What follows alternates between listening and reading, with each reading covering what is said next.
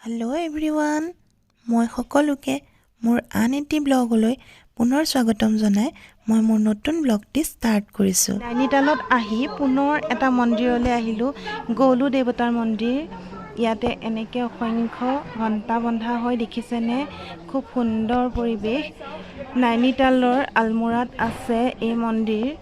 খুব সুন্দৰ পৰিৱেশ। এয়া দেখুৱাবলৈ চেষ্টা কৰিম গৌলু দেৱতাৰ মন্দিৰৰ সকলোখিনি চাই যাবচোন আপোনালোকে। এতিয়া আছোঁ গৌলু বাবা মন্দিৰত, গৌলু দেৱতা মন্দিৰত। ইয়াতে অসংখ্য টিলিঙা ঘণ্টা এনেদৰে বন্ধা আছে, দেখিছেনে?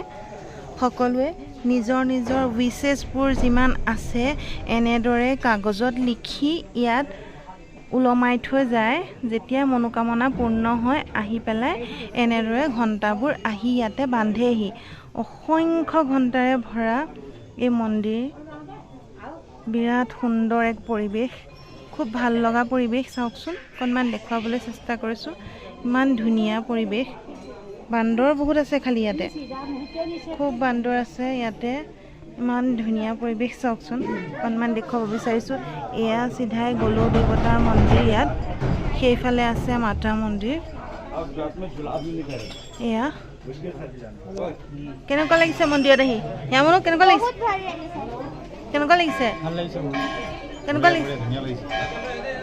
বহুত ভাল লাগিছে ন?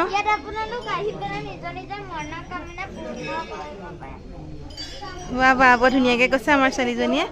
এয়া বাবাৰ মন্দিৰ, গৌলু বাবাৰ মন্দিৰ। এয়া খুব ভাল লাগিছে, চাবচোন।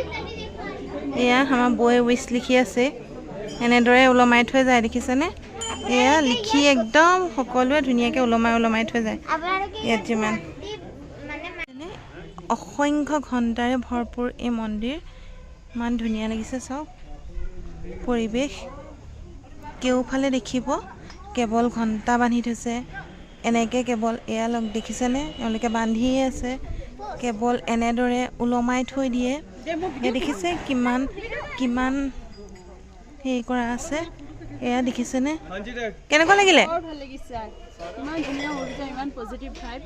বহুত ভাল লাগিলে ন?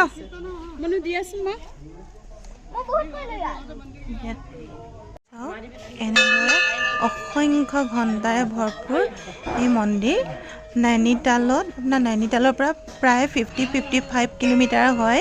আলমৰা বুলি কয়। আলমৰাত আছে গৌলু দেৱতা মন্দিৰ। গৌলু দেৱতাক ন্যায়ৰ দেৱতা বুলি কোৱা হয়, সেইকাৰণে গৌলু দেৱতাৰ নামত চিঠি লিখি উইচটো লিখি থৈ যায়।